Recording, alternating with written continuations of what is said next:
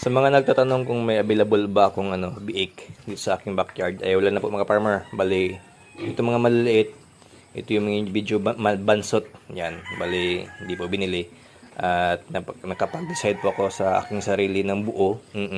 At ano ko na lang, aalagaan at target ko itong ibenta sa last week of October siguro.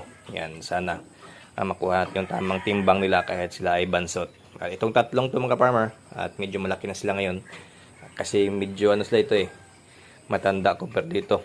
Itong tatlong to ay mas matanda ng 21 days compare dito sa apat. Yan, ito medyo malaki na sila. Yan, target ko dito ay last week of September ma-dispose natin sila. At ngayon, estimated ko na sa 25 to 28 kilos per head itong tatlong to. Yan, ngayon ay yun nga, medyo malaki yan sila. At ito, hindi pa nito napurga pero na-injika natin ng vitamins na karaang araw. Ito napurga natin ng isang bisis. Yun lang, happy farming, mabuhay kayo hanggat kaya nyo. Peace, thank you.